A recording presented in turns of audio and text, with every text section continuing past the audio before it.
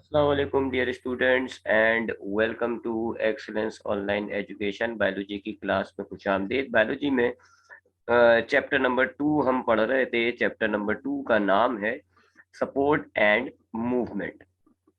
पहले मैं नाम लिख देता हूँ, सपोर्ट एंड मूवमेंट। अच्छा जी, अब तक हमने इस चैप्टर में ये देखा जी कि सपोर्ट के मायने क्या होते हैं, मूवमेंट के मायने क्या होते हैं। लिविंग ऑर्गेनिजम्स की बॉडी इंतहाई नरम होती है, इंतहाई सॉफ्ट होती है, उसमें कोई रिजिडिटी नहीं होती, कोई सपोर्ट नहीं होता, कोई शेप नहीं होता। सो लिविंग ऑर्गेनिजम्स जो है वो कुछ मैकेनिज्म अडॉप्ट करते हैं जिससे उनकी बॉडी को सपोर्ट मिलेगा, और सपोर्ट से क्या होगा, उनकी बॉडी मजबूत हो जाएगी, एक पर्टिकुलर शेप बनेगा, रिजिडिटी आ जाएगी। और इस सपोर्ट रिजिडिटी से जो है उसके फंक्शंस जो है, मेटाबॉलिज्म जो है वो इजीली परफॉर्म किए जा सकते हैं। जबकि मूवमेंट भी मैं आपको एक्सप्लेन कर चुका हूँ जी। मूवमेंट क्या है जी कि कुछ एक्सटर्नल कुछ ऐसे स्टिमुलस हमारी बॉडी में आते हैं जिनकी वजह से हमारी बॉडी में एक इरिटेबिलिटी क्रिएट हो जाती है। सो आपकी बॉडी फिर कुछ ऐसे रिस्पॉन्सेस करेगी जिनके नतीजे में आप उस इरिटेबिलिटी को कम कर रहे होते हैं। सो उन रिस्पॉन्सेस को जिनकी मदद से इरिटेबिलिटी कम होती है, उन रिस्पॉन्सेस को हम मूवमेंट कहते हैं। उसके बाद हमने प्लांट में ये दोनों चीजें देख ली जी। प्लांट में हमने देख लिया कि प्लांट जो होता है वो किस तरीके से अपनी बॉडी में सपोर्ट पैदा करता है। तो मैंने आपको इसका जवाब ये दिया कि प्लांट में 3 किस्म के टिश्यूज होते हैं, पैरेन्काइमा, कोलेनकाइमा और स्केलेरेनकाइमा। इन तीनों को टर्जिट करके प्लांट अपनी बॉडी में सपोर्ट हासिल करता है। पैरेन्काइमा जो है वो अपने अंदर फूड वगैरह स्टोर कर लेते हैं, कोलेनकाइमा भी अपने अंदर वैक्यूल्स में पानी स्टोर कर लेते हैं, टर्जिट हो जाते हैं। टर्जिट सेल सख्त होता है, लिहाजा इनके अंदर जो है वो सख्ती आ जाती है। जबकि स्केलेरेनकाइमा डेड सेल्स होते हैं, वो हार्ड लिग्निन स्टोर करके इंतहाई हार्ड हो जाते हैं, और इस तरह पौधों को सपोर्ट प्रोवाइड होती है। इसके अलावा जो डाइकॉट प्लांट्स होते हैं वो एक और ग्रोथ करते हैं जिसको हम कहते हैं सेकेंडरी ग्रोथ। 2 किस्म की ग्रोथ होती है, एक कहलाती है प्राइमरी, एक कहलाती है सेकेंडरी। तो जो डाइकॉट प्लांट्स होते हैं वो सेकेंडरी ग्रोथ करते हैं जिससे उनका जो ग्रीन ग्रीन स्टेम होता है वो हार्ड, चौड़ा, थिक और बहुत ही सख्त ब्राउन कलर का वुडी स्टेम बन जाता है। ये सेकेंडरी सपोर्ट का मकसद जो है वो सपोर्ट ही पैदा करना होता है। तो ये किस तरीके से सेकेंडरी ग्रोथ होती है ये सब मैं आपको एक्सप्लेन कर चुका हूँ। तो प्लांट का सपोर्ट हम पढ़ चुके हैं। फिर उसके बाद हमने अपनी लास्ट 1-2 क्लासेस में हमने प्लांट के मूवमेंट को डिस्कस किया कि प्लांट में पहली बात है सिर्फ मूवमेंट होती है, लोकोमोशन नहीं होती। अब प्लांट में जो मूवमेंट होती है वो 2 किस्म की होती है, एक ऑटोनोमिक कहलाती है और एक पैराटोनिक कहलाती है। ऑटोनोमिक मूवमेंट में जो स्टिमुलस होते हैं वो इंटरनल होते हैं, जबकि पैराटोनिक मूवमेंट में जो स्टिमुलस होते हैं वो एक्सटर्नल होते हैं। फिर आपको ऑटोनोमिक में मैंने 2 टाइप्स बताई जी, एक टर्गर मूवमेंट और एक growth and curvature movement. Growth और कर्वेचर मूवमेंट में हमने 2 टाइप्स पढ़ी थी, न्यूटेशन और नास्टिक। इसी तरीके से जो दूसरी टाइप होती है पैराटोनिक मूवमेंट जिसके अंदर स्टिमुलस एक्सटर्नल होता है, उसकी हमने जो टाइप्स देखी वो ट्रॉपिक मूवमेंट था और नास्टिक मूवमेंट था। तो ट्रॉपिक मूवमेंट में हमने कुछ टाइप्स देखी थी, तो ये सब हम पढ़ चुके हैं। ट्रॉपिक मूवमेंट में जो हमने टाइप देखी थी वो फोटोट्रॉपिज्म था, जियोट्रॉपिज्म था, कीमोट्रॉपिज्म था, हाइड्रोट्रॉपिज्म था, थिग्मोट्रॉपिज्म था, वगैरह वगैरह। जबकि नास्टिक मूवमेंट में हमने फोटोनास्टिक देखी थी, सिस्मोनास्टी देखी थी, हेप्टोनास्टिक देखी थी, ठीक है जी, थर्मोनास्टी थी। तो ये प्लांट का हम जो है सपोर्ट और मूवमेंट दोनों पढ़ चुके हैं। आज हमने जो बात करनी है वो हम बात करेंगे अब सपोर्ट इन एनिमल की। अब हम एनिमल को स्टार्ट कर रहे हैं जी। सबसे पहले हम एनिमल का सपोर्ट देखेंगे कि एनिमल अपनी बॉडी में सपोर्ट कैसे प्रोवाइड करता है। सपोर्ट इन एनिमल्स, ठीक है जी। सो अब हम एनिमल्स का स्टार्ट करते हैं जी। और एनिमल्स में सबसे पहले हम देखेंगे कि एनिमल सपोर्ट अपनी बॉडी में कैसे क्रिएट करता है, और उसके बाद फिर देखेंगे कि एनिमल में जो मूवमेंट है वो कैसे क्रिएट होती है। तो सबसे पहली बात है जी, एनिमल में सपोर्ट कैसे प्रोवाइड होता है जी। एनिमल में सपोर्ट प्रोवाइड होता है भाई, provided by skeleton, provided by skeleton. Animals की बॉडी में स्केलेटन नाम का स्ट्रक्चर पाया जाता है। और स्केलेटन क्या होते हैं जी, हार्ड रिज स्ट्रक्चर्स होते हैं, सख्त किस्म के हार्ड और रिच किस्म का स्ट्रक्चर पाया जाता है ये एनिमल्स के अंदर, जिसको आप कहते हो स्केलेटन। अब वो स्केलेटन की मैं आपको टाइप्स बताऊंगा। तो एनिमल जो है अपनी बॉडी के अंदर कोई टर्जिडिटी नहीं करता, प्लांट्स की तरह ये नहीं करेगा, क्योंकि इनके पास तो छोटे छोटे से वैक्यूल्स होते हैं और बहुत से सेल्स में तो होते भी नहीं है। सो एनिमल जो है वो वैक्यूल के अंदर पानी स्टोर करके अपने आप को टर्जित करके जो है वो सपोर्ट प्रोवाइड नहीं कर सकता। तो एनिमल के अंदर एक खास किस्म का स्ट्रक्चर पाया जा रहा होता है जिसको हम कहते हैं स्केलेटन। एनिमल्स की बॉडी में स्केलेटन पाया जाता है जी। कुछ एनिमल्स ऐसे होते हैं जिनमें ये जो स्केलेटन है ये उनकी बॉडी से बाहर होता है, कुछ ऐसे एनिमल्स होते हैं जिनके अंदर स्केलेटन जो है वो बॉडी के अंदर पाया जाता है। सो स्केलेटन्स क्या होते हैं जी? हार्ड स्ट्रक्चर्स होते हैं, लिविंग भी हो सकता है, नॉन लिविंग भी हो सकता है, सख्त होते हैं और ये बॉडी के अंदर आने के बाद बॉडी को सख्ती प्रोवाइड कर देते हैं, सपोर्ट प्रोवाइड कर देते हैं। ये बिल्कुल वैसा ही हो गया जैसे अक्सर आपने देखा होगा पतंग होती है जी हमारे पास कागज की। ये हमारे पास कागज की पतंग होती है और बिल्कुल इसके अंदर कागज है जी, कागज में कोई सपोर्ट नहीं होना चाहिए। सो कागज की पतंग में कोई सपोर्ट नहीं होता, लेकिन फिर हम क्या करते हैं, ऐसे पीछे की तरफ लकड़ियों का एक जाल बना के लगा देते हैं। ये हमने लकड़ियों का एक जाल बना के लगा दिया और अब इस जाल की वजह से आपके इस पूरे पतंग के कागज को सपोर्ट मिलना शुरू हो जाती है। तो ये जो है ये रिज स्ट्रक्चर हो गया, एक सख्त स्ट्रक्चर हो गया जिसने आपके पतंग को सपोर्ट प्रोवाइड किया। बिल्कुल इसी तरीके से एनिमल्स की बॉडी में भी एक सख्त स्ट्रक्चर पाया जा रहा होता है जिसको हम कहते हैं स्केलेटन, और ये स्केलेटन एनिमल्स के अंदर सपोर्ट प्रोवाइड करता है। ठीक है जी। अब इसकी तीन टाइप्स होती है, तीन किस्म का स्केलेटन होता है, डिपेंड करता है कि वो बॉडी के अंदर है या बॉडी के बाहर है और किन चीजों से बना हुआ है। ठीक है, तो अब हम टाइप्स ऑफ स्केलेटन देखने जा रहे हैं। सो ये चीज तो हमें पता चल गई कि एनिमल्स के अंदर सपोर्ट कैसे होता है जी। एनिमल्स के अंदर सपोर्ट जो है वो एक स्पेशलाइज्ड स्ट्रक्चर होता है इनकी बॉडी में जिनको हम कहते हैं स्केलेटन, और इन स्केलेटन्स की मदद से एनिमल्स जो है वो अपनी बॉडी में सपोर्ट प्रोवाइड करता है। अब एनिमल्स में जो स्केलेटन पाया जा रहा होता है वो तीन किस्म का होता है जी, थ्री टाइप्स होती हैं, जिनमें से पहली कहलाती है exoskeleton. First type is called exoskeleton. ये पहला, ये भी सख्त, बहरहाल होंगे तीनों सख्त। ठीक है, तीनों सख्त स्ट्रक्चर होंगे, बॉडी को सपोर्ट प्रोवाइड करेंगे। बस मैंने आपको बताया कि जी डिपेंड करता है जी कि कहाँ मौजूद है और किन चीजों से बना है। सो ये एक्सो वर्ड जो होता है, एक्सो का मतलब होता है एक्सटर्नल या बाहर। ठीक है, तो एक्सोस्केलेटन का मतलब क्या हो गया? बाहर वाला स्केलेटन। ये क्या होता है जी? ये ऐसा स्केलेटन होता है जो एक ऑर्गेनिज्म की बॉडी के बाहर पाया जाता है, present outside the body, present outside the body. यानी अगर आप देखते हैं कि वो जो आपका सख्त का स्केलेटन जो है वो ऑर्गेनिज्म के बाहर है, उसकी पूरी बॉडी के बाहर लगा हुआ है, तो इसको आप कहोगे कि एक्सोस्केलेटन। जैसे अगर आपने अक्सर देखा होगा कि बाइकर्स जो होते हैं वो अपने सर के ऊपर हेलमेट पहन लेते हैं। सो वो हेलमेट क्या करता है जी? सख्ती प्रोवाइड करता है, प्रोटेक्शन प्रोवाइड कर रहा होता है, सपोर्ट कर रहा होता है और बॉडी के बाहर होता है। तो हेलमेट आप कह सकते हो एक्सोस्केलेटन हो गया एक लिहाज से। सो अगर हम देखते हैं कि एक ऑर्गेनिज्म का जो स्केलेटन है वो उसकी बॉडी के बाहर पाया जा रहा है, तो हम उसको कहते हैं एक्सोस्केलेटन। ये नॉन लिविंग होता है। ये जो एक्सोस्केलेटन होता है नॉन लिविंग होता है, यानी इसमें कोई सेल्स, कोई टिश्यूज मौजूद नहीं होते। ये नॉन लिविंग स्ट्रक्चर होता है, बेजान स्ट्रक्चर। अब ये नॉन लिविंग है, सेल और टिश्यू से तो नहीं बना हुआ, तो फिर ये किससे बना हुआ होता है? ये कैल्शियम कार्बोनेट से बना हुआ होता है या फिर चिटन से बना हुआ होता है। ठीक है, ये दोनों कंपाउंड्स होते हैं जी, कंपाउंड से बना हुआ है, सेल से नहीं बना हुआ। किन में मिलता है जी? अक्सर ये हमें ज्यादातर जो हमें ये आर्थ्रोपोड्स के अंदर मिलता है। वो जो आपके इंसेक्ट होते हैं, एनिमल किंगडम का जो सबसे बड़ा फाइलम है आर्थ्रोपोडा, उन ऑर्गेनिजम्स के अंदर जो है वो ये वाला जो है एक्सोस्केलेटन ये पाया जाता है। ठीक है जी। इसके अलावा ये आपको मोलस्कस में भी मिलता है जी, फाइलम मोलस्का में भी आपको ये मिलेगा। वो जो स्नेल्स होते हैं, गैस्ट्रोपोडा वगैरह, ठीक है, उनमें भी आपको ये मिलता है। ठीक है। सो ऐसे स्केलेटन जो बॉडी के बाहर पाया जाता है उसको आप एक्सोस्केलेटन कहते हैं। ये नॉन लिविंग स्ट्रक्चर होता है, इसमें इसमें सेल्स नहीं होते, बल्कि ये कैल्शियम कार्बोनेट या चिटिन से बना हुआ होता है। फाइलम आर्थ्रोपोडा के जो एनिमल्स होते हैं और फाइलम मोलस्का के जो एनिमल्स होते हैं उनके अंदर जो है वो ये पाया जाता है। ठीक है जी, उनके अंदर ये पाया जा रहा होता है। और इसका काम देखते हैं जी, what is the function of the exoskeleton. तो एक तो इसका काम होता है जी कि ये आपके ऑर्गेनिज्म को सपोर्ट प्रोवाइड करता है।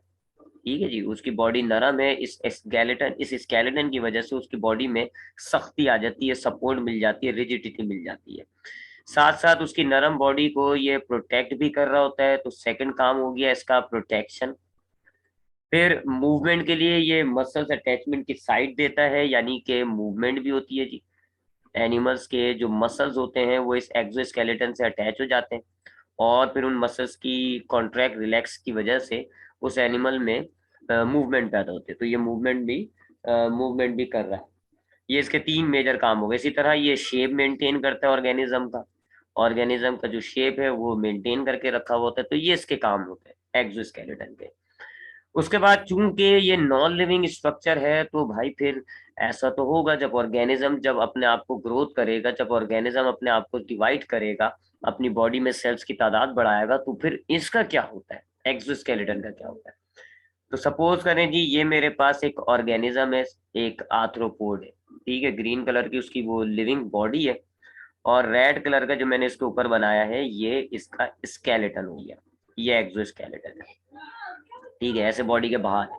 तो ये ग्रीन ग्रीन जो है ये इसकी बॉडी है, और जो रेड कलर से हमने बनाया है ये इसका स्केलेटन है। तो ये बॉडी हो गई लिविंग टिश्यूज से बनी हुई है, जबकि ये जो रेड कलर का है ये जो है उसका वो स्केलेटन हो गया।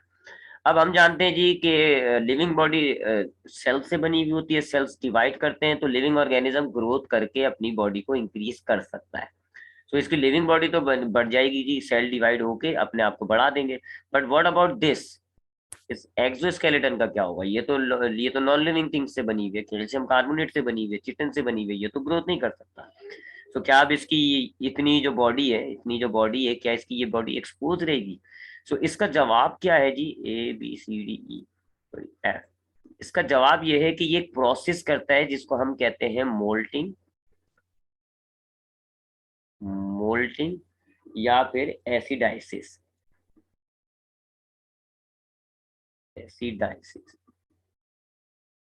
ये प्रोसेस करता है जिसको हम कहते हैं मोल्टिंग या एसिडाइसिस। इस प्रोसेस में क्या करते हैं जी इंसेक्ट, जब उनकी बॉडी को ग्रोथ करनी होती है, तो ये अपने एक्सोस्केलेटन को रिमूव कर देते हैं, झाड़ देते हैं, शेड कर देते हैं, हटा देते हैं। ये अपनी बॉडी को एक्सोस्केलेटन को, जैसे कि अब हम वापस डायग्राम ड्रॉ करें अगर, सो ये वही लिविंग ऑर्गेनिज्म आ गया जी, इसकी ग्रीन बॉडी हो गई है, ये इसकी ग्रीन बॉडी हो गई, और इसका जो है हम वो स्केलेटन बना देते हैं रेड कलर का, ये हमारा इसका एक्सोस्केलेटन है। सो अब जब इसको लिविंग ऑर्गेनिज्म को जब ग्रोथ करनी होगी, तो ये क्या करेगा जी, ये अपना एक्सोस्केलेटन रिमूव कर देगा। अगर ग्रोथ करता है तो वो अजीब बात हो जाएगी, तो ये क्या करता है जी, अपने ये जो इसका एक्सोस्केलेटन होता है ये उसको झाड़ देता है, हटा देता है। अब इसकी बॉडी देखा जाए तो प्रोटेक्शन अब खत्म हो गई, सपोर्ट भी खत्म हो जाती है, मूवमेंट में भी काफी फर्क आ जाएगा। सो इसकी बॉडी बड़ी वल्नरेबल हो जाती है, इस पे इजीली अटैक किया जा सकता है, सपोर्ट नहीं होता, तो ऐसी सिचुएशन में ये अपने आप को छुपा के रखता है, छुपा ही रहता ही है इस सिचुएशन में।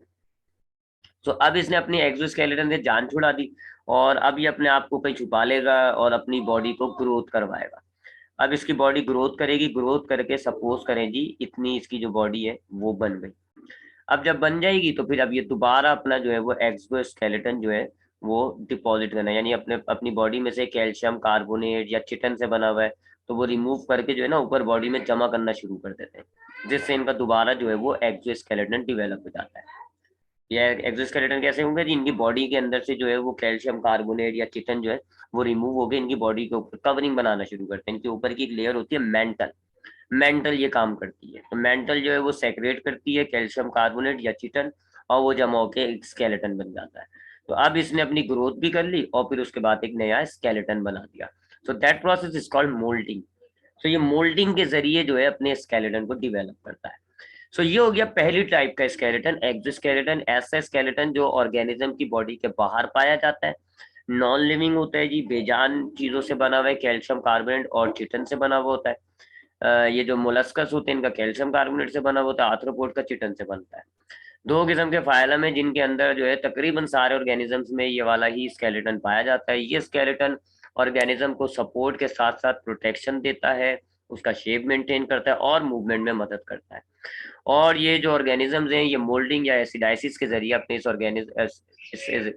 एक्सोस्केलेटन को रिमूव कर देते हैं और फिर लेटर जब वो ग्रोथ कर लेते हैं तो उसके बाद वो उसको दोबारा बना देते हैं। उसके बाद दूसरी टाइप जो होती है स्केलेटन की, उसको हम कहते हैं hydrostatic skeleton. Hydrostatic skeleton, hydro का मतलब आप जानते हैं जी पानी होता है, जबकि स्टैटिक कहते हैं रुके हुए। ठीक है जी, हाइड्रो का मतलब होता है पानी और ये स्टैटिक का मतलब होता है रुका हुआ। इसका मतलब है पानी रुका हुआ और उससे एक स्केलेटन बन गया। ठीक है, मैं यहाँ लिख देता हूँ। ये जो हाइड्रो वर्ड है जी, हाइड्रो इसका वर्ड होता है पानी, और स्टैटिक का मतलब होता है कोई चीज अगर रुकी हुई हो, रुकी रुकी हुई। ठीक है, तो रुका हुआ पानी, ये इसके लफ्जी मायने बनता है। अब ये क्या है जी मामला, हाइड्रोस्टैटिक स्केलेटन्स क्या होते हैं जी? कुछ ऑर्गेनिजम्स होते हैं, मिसाल के तौर पे फाइलम एनिलिडा के जो होते हैं, फाइलम एनिलिडा के जो ऑर्गेनिजम्स होते हैं, मिसाल के तौर पे उसमें बड़ा मशहूर है अर्थवॉर्म। इसी तरह कुछ इक्वेटिक एनिमल्स होते हैं, कुछ पानी में पाए जाते हैं, जैसे कि सी एनीमून हो गया। ठीक है जी, ये ऑर्गेनिज्म जो है, ज्यादातर ये जो आपका फाइलम एनिलिडा का है ना, इनके अंदर ये वाला स्केलेटन पाया जाता है। ये वाले जो अर्थवॉर्म होते हैं ना, इनमें ये स्केलेटन पाया जाता है। इक्वेटिक में, तमाम में नहीं होता। कुछ इक्वेटिक एनिमल्स हैं जो अपने अंदर ये वाला स्केलेटन डेवलप कर लेते हैं, हाइड्रोस्टैटिक स्केलेटन, जैसे कि जेली फिश वगैरह, वो भी ये कर लेती है। जो सॉफ्ट बॉडी वाले होते हैं ना, जैसे कि मिसाल देता हूँ मैं आपको, जैसे निडेरियंस भी अपने अंदर ये कर लेते हैं, जेली फिश वगैरह। ठीक है जी, इसमें आप एग्जाम्पल से लिख दें निडेरियंस, इसमें एग्जाम्पल हो जाती है जी जेली फिश, हाइड्रा। ठीक है जी, ये बहुत सारे जी तो सॉफ्ट बॉडी ऑर्गेनिजम्स होते हैं ना, जिनकी बॉडी नरम होती है, इनवर्टिब्रेट होते हैं, एक्वेटिक होते हैं, तो वो अपने अंदर जो है इस तरीके से ये स्केलेटन डेवलप करेंगे जो मैं आपको बता रहा हूँ। अब ये क्या होता है जी, कुछ ऐसे सॉफ्ट बॉडी एनिमल्स होते हैं जो इनवर्टिब्रेट होते हैं, उनके अंदर बैकबोन नहीं होती, उनके अंदर हड्डियां नहीं होती, ना हड्डी होती है ना बैकबोन होती है। अब उनकी बॉडी को भी तो सपोर्ट चाहिए, उनकी बॉडी बहुत ज्यादा सॉफ्ट है, बहुत ज्यादा नरम है। सो वो अपनी बॉडी कैविटी के अंदर पानी को भर लेते हैं। अपनी उनकी जो गैस्ट्रोवेस्कुलर कैविटी होती है, जिसको आप बॉडी कैविटी भी कह रहे होते हो, गैस्ट्रोवेस्क्यूलर कैविटी, ये क्या करते हैं जी, इसके अंदर फिल कर देते हैं पानी को, फिल कर देते हैं वाटर को, पानी को फिल कर देते हैं। ठीक है जी, या इनकी जो गैस्ट्रोवेस्कुलर कैविटी को आप सीलोम भी कहते हो। ठीक है जी, तो सीलोम में या इनकी जो बॉडी कैविटी है, ये अंदर, इसके अंदर क्या करते हैं जी, ये अपने अंदर जो है वो फ्लूइड भर देते हैं, पानी भर देते हैं। और आपको पता है जी, अगर किसी चीज में पानी भर जाएगा तो फिर पानी जो है वो एक आउटवर्ड प्रेशर अप्लाई करेगा इनकी वॉल पर, जो गैस्ट्रोवेस्कुलर कैविटी की वॉल है उस पर बाहर की तरफ प्रेशर अप्लाई करेगा, और अब ये पूरा ऑर्गेनिज्म जो है वो एक लिहाज से टर्जिड हो जाएगा, बिल्कुल वैसे जैसे प्लांट का मामला हुआ था। ठीक है, तो अगर हम अर्थवॉर्म ले लें जी, ये हमने अर्थवॉर्म को जो है ना ऐसे गोल देख रहे हैं, उसका कटा हुआ पीस है, ये इसकी गैस्ट्रोवेस्कुलर कैविटी है। तो अब ये क्या करेंगे, इसके अंदर पानी भर देंगे। अब जब पानी भरेंगे तो पानी जो है वो ऐसे वॉल की तरफ प्रेशर अप्लाई करेगा। ठीक है जी, और इससे क्या होगा जी, अब ये थोड़ा सा हार्ड हो जाएगा, सख्ती हो जाएगी, एक लिहाज से प्लांट वाली टर्जिडिटी हो जाती है। सो इस ये जो इन्होंने अपने अंदर जो इस तरीके से पानी का एक अंदर स्केलेटन डेवलप कर लिया है, पानी भर के उससे शक्ति हासिल कर रहे हैं, इसको आप कहते हैं हाइड्रोस्टैटिक स्केलेटन।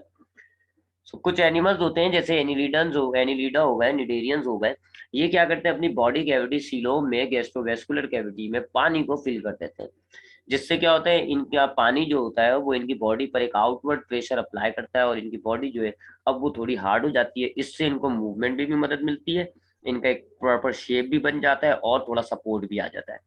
तो ये जो रुके हुए पानी से इनकी बॉडी के अंदर जो ठहरा हुआ पानी है, इससे जो स्केलेटन बन गया, इसको आप कहते हो हाइड्रोस्टैटिक स्केलेटन।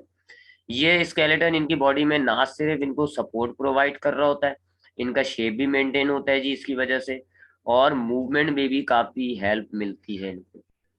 ठीक है जी, तो मूवमेंट, सपोर्ट, शेप, ये इसका काम होता है। तो ये दो टाइप्स हो गए जी, एक्सोस्केलेटन और हाइड्रोस्टैटिक स्केलेटन। अब जो थर्ड टाइप है हमारे पास, उसको हम कहते हैं एंडोस्केलेटन।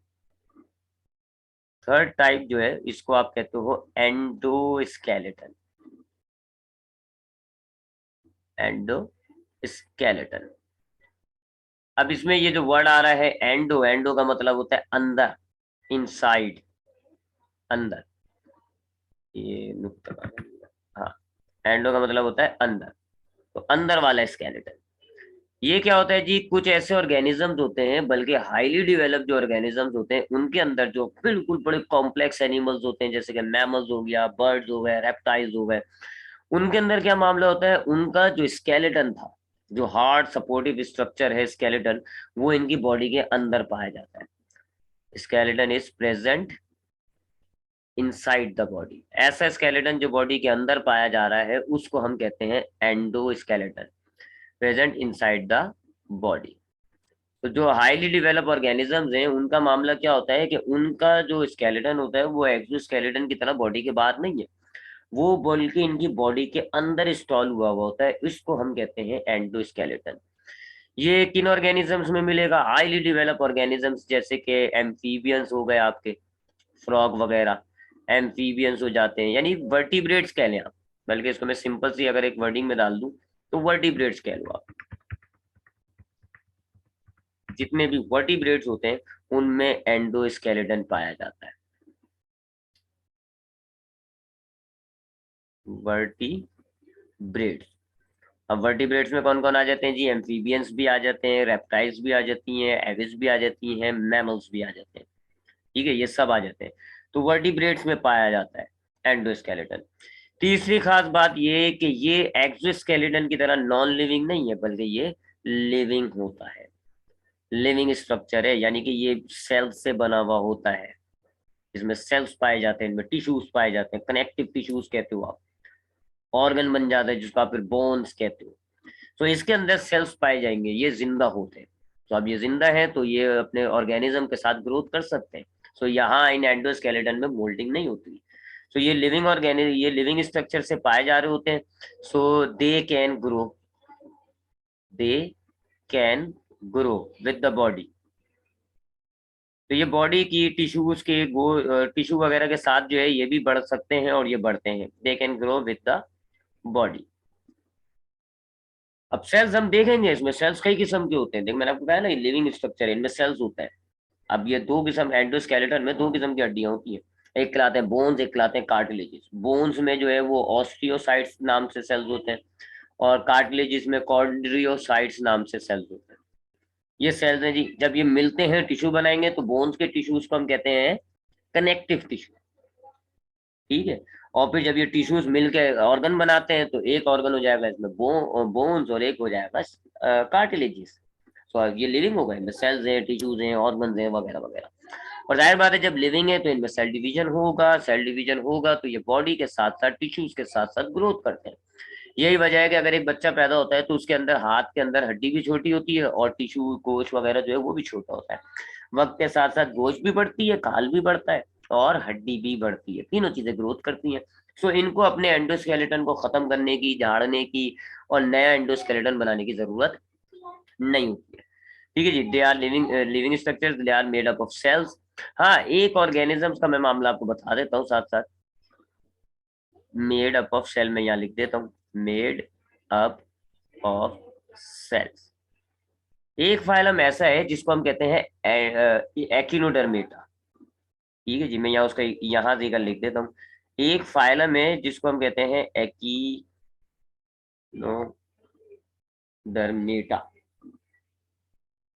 स्टारफिश वगैरह जिनके अंदर आती है, ठीक है, उनके अंदर जो है वो स्केलेटन तो नहीं होता है, पूरा जाल तो नहीं होता, लेकिन उनके अंदर कैल्शियम कार्बोनेट वगैरह के कुछ जो है वो क्रिस्टल्स पाए जाते हैं। तो वो चूंकि वो एंडोस्केलेटन हो गया क्योंकि वो बॉडी के अंदर पाया जा रहा है, but they are not made up of living. वो कैल्शियम कार्बोनेट वगैरह के स्ट्रक्चर्स हैं, तो उनको आप लिविंग नहीं कह सकते, ठीक है। ये एकिनोडर्मेटा की खास बात है। सो एकिनोडर्मेटा के अंदर एंडोस्केलेटन होता है, क्यों, क्योंकि उसके अंदर वो अंदर है, जो भी उसका स्केलेटन है वो उसकी बॉडी के बाहर नहीं है, वो उसकी बॉडी के अंदर है। एक बात, लेकिन वो कैल्शियम कार्बोनेट या सिलिका वगैरह से बने हुए होते हैं, और ये दोनों जो होते हैं कैल्शियम कार्बोनेट और सिलिका, ये नॉन लिविंग थिंग्स होती है। तो एकिनोडर्मेट वाले फाइलम जो है उनके ऑर्गेनिजम्स का एंडोस्केलेटन जो है वो मेड होता है किससे, नॉन लिविंग मटेरियल से। लेकिन बाकी जो ज्यादातर हमारे पास एंडोस्केलेटन है, क्योंकि वर्टिब्रेट ज्यादा है, तो ज्यादातर एंडोस्केलेटन आपका लिविंग से बना हुआ है। तो ये एंडोस्केलेटन हो गया एक ऐसा स्केलेटन जो बॉडी के अंदर पाया जाता है। वर्टिब्रेट्स के अंदर एंडोस्केलेटन मौजूद होता है, बहुत ही जबरदस्त स्ट्रक्चर होता है, और इसकी खास बात ये है कि ये लिविंग सेल से मिलकर बनता है। सो लिविंग बॉडी के साथ साथ ये ग्रोथ करता है।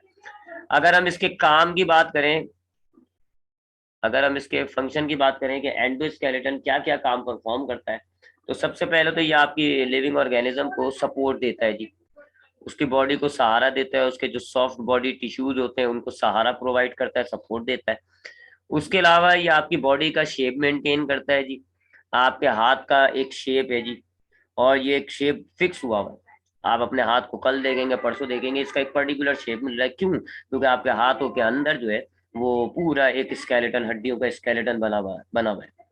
सो ना सिर्फ ये आपकी नरम सी सॉफ्ट बॉडी टिश्यूज को सपोर्ट प्रोवाइड करता है, बल्कि ये आपकी बॉडी को शेप भी दे रहा है। उसके अलावा ये आपकी बॉडी को प्रोटेक्शन भी करता है जी, आपकी बॉडी के अंदर प्रोटेक्शन भी करता है। बहुत सारे ऐसे नाजुक डेलिकेट ऑर्गन्स हैं आपकी बॉडी में जो हड्डियों के केस के अंदर प्रोटेक्ट हुए हैं। जैसे अगर आप दिमाग की बात करें, बड़ा सॉफ्ट डेलिकेट ऑर्गन है। अब यहाँ सर में एक हड्डी होती है, क्रैनम कहते हैं जी, उस क्रैनम के अंदर जो है आपका ब्रेन रखा हुआ है, जिससे उसकी हिफाजत हो रही है, ब्रेन की हिफाजत कर रहा है। रिब्स जो होती है वो आपके लंग्स की और आपके जो घुटना है, आपका जो दिल है, उसकी हिफाजत करता है। सो ना सिर्फ ये सपोर्ट प्रोवाइड कर रहे हैं, बल्कि ये आपके बॉडी पार्ट्स को एक प्रॉपर शेप देते हैं। उसके अलावा आपकी बॉडी के पार्ट्स को प्रोटेक्शन भी कर रहे होते हैं। मजीद अगर मैं इनका काम डिस्कस करूं तो मूवमेंट भी करते हैं ये। आपकी बोन्स के साथ मसल्स अटैच हुए हुए होंगे, इस चैप्टर में हम पढ़ेंगे। आपकी बोन्स के साथ मसल्स अटैच हुए हुए होते हैं, और मसल्स के कॉन्ट्रैक्ट रिलैक्स करने से मूवमेंट होती है, और फिर वो भी मूव करेंगे, साथ साथ स्केलेटन, आपकी हड्डियां भी मूव करेंगी। सो मूवमेंट में भी ये बड़ा हेल्पफुल होते हैं जी, मूवमेंट भी करते हैं। उसके अलावा जो है ये आपकी मिनरल्स की होम्योस्टेसिस करते हैं। आपकी बॉडी के कुछ ऐसे मिनरल्स होते हैं जैसे कि कैल्शियम वगैरह, उसका लेवल मेंटेन करने में भी बड़ा हेल्पफुल होते हैं ये होम्योस्टेसिस। जैसे अगर आपके खून में कैल्शियम ज्यादा हो जाता है तो हड्डियां उनको एब्जॉर्ब कर लेती है, अगर आपके खून में कैल्शियम कम हो जाता है तो हड्डियां अपना कैल्शियम निकाल के खून में दे देती है। तो ये मिनरल्स की होम्योस्टेसिस करते हैं। कैल्शियम हो गया, फास्फोरस हो गया, सोडियम हो गया, पोटेशियम हो गया, इन जैसे मिनरल्स के लेवल को मेंटेन करते हैं। अगर खून में कैल्शियम, फास्फोरस, सोडियम, पोटेशियम का लेवल ज्यादा होगा तो बोन्स उनको एब्जॉर्ब कर लेता है, और अगर लेवल कम होगा तो बोन्स अपने अंदर से कैल्शियम, फास्फोरस, सोडियम, पोटेशियम को निकाल के खून में शामिल कर देता है। तो ये मिनरल्स में आपकी जो बॉडी की मिनरल्स लेवल है उनकी होम्योस्टेसिस को मेंटेन करता है। उसके अलावा ये आपकी बॉडी में ब्लड सेल्स भी बनाता है जी। आपके बोन्स के अंदर बीच में बोन मैरो पाया जाता है, ब्लड सेल्स की फॉर्मेशन। ये अगर आप हड्डी ले लें जी, ये अगर आपकी हड्डी कह लेते हैं इसको, ये एक बोन लगा ली मैंने, लगा ली नहीं, बना ली, ये मैंने एक हड्डी बनाई है जी। तो इसमें ये जो बीच के अंदर आपको रीजन नजर आ रहा होता है, इसको हम कहते हैं बोन मैरो। और इस बोन मैरो की खास बात है कि ये जितने भी आपके ब्लड सेल्स होते हैं ना, red blood cells, white blood cells, platelets, आपने पढ़ा है फर्स्ट ईयर के अंदर कि आपके खून में प्लाज्मा के साथ साथ दो किस्म के सेल्स और एक छोटे छोटे से टुकड़े सेल्स कौन से होते हैं? Red blood cells, white blood cells, erythrocytes और ल्यूकोसाइट्स, और ये प्लेटिलेट्स। ये तीनों किस्म के जो आपके ब्लड में सेल्स पाए जा रहे होते हैं, ये यहाँ बनते हैं, बोन मैरो में बनते हैं। तो ये आपके ब्लड को भी बना रहा होता है, ब्लड के सेल्स को भी बना रहा होता है। तो काफी इंपॉर्टेंट चीज हो गई। एंडोस्केलेटन का देखो ना आप काम एक्सोस्केलेटन से ज्यादा है। तो ये आपकी बॉडी में सपोर्ट भी प्रोवाइड करता है, शेप भी प्रोवाइड करता है, प्रोटेक्शन भी कर रहा है आपकी बॉडी में, और मिनरल्स की होम्योस्टेसिस भी करता है, मूवमेंट भी करता है, और साथ साथ ये आपकी बॉडी में मसल्स को भी मिनरल्स की मूवमेंट और ब्लड सेल्स भी बनाता है, सॉरी। ठीक है जी। तो ये स्केलेटन हो गया जी, जिसके जरिए आप एनिमल्स के अंदर जो है सपोर्ट प्रोवाइड किया जाता है। रिच हार्ड स्ट्रक्चर होता है, तीन किस्म के स्केलेटन हमने डिस्कस किए। एक्सोस्केलेटन वो स्केलेटन जो बॉडी के बाहर पाया जाता है, और हाइड्रोस्टैटिक स्केलेटन कुछ ऑर्गेनिजम्स अपने अंदर पानी स्टोर करके उसको एक स्केलेटन की शक्ल दे देते हैं और सपोर्ट हासिल करते हैं, उसको आप हाइड्रोस्टैटिक स्केलेटन कहते हो। और कुछ ऑर्गेनिजम्स के अंदर जो स्केलेटन है वो उनकी बॉडी के अंदर पाया जाता है, जिसको हम कहते हैं एंडोस्केलेटन। अब इंशाल्लाह नेक्स्ट क्लास में हम एंडोस्केलेटन ऑफ ह्यूमन, जिसको ह्यूमन के जो एंडोस्केलेटन है उसको हम ह्यूमन स्केलेटन सिस्टम कहते हैं। ठीक है जी। तो अब इंशाल्लाह नेक्स्ट क्लास में हम ह्यूमन का बाकी हमने एनिमल्स की तमाम टाइप्स तो देख ली, बस हम डिटेल में पढ़ेंगे ह्यूमन का स्केलेटन। इंसानों का जो स्केलेटन है उसको हमने जरा डिटेल में पढ़ना है, इंसानों के स्केलेटन को। तो हम देखेंगे जी कि ह्यूमन का जो स्केलेटन है, पहली बात तो ये है कि वो एंडोस्केलेटन होता है। ठीक है जी, बॉडी के अंदर पाया जाता है। अब चूंकि एंडोस्केलेटन है तो इसका मतलब है लिविंग होगा, और बोन्स और कार्टिलेजेस। तो हम देखेंगे जी कि कौन कौन सी हड्डियां होती हैं और कितने किस्म की हड्डियां होती हैं वगैरह वगैरह। तो सारा ह्यूमन स्केलेटन को हमने जरा डिटेल में पढ़ना होगा इंशाल्लाह। अब हम ये नेक्स्ट क्लास में देखेंगे। ठीक है जी, तो आज की क्लास को अब हम यहीं पर वाइंड अप करने जा रहे हैं।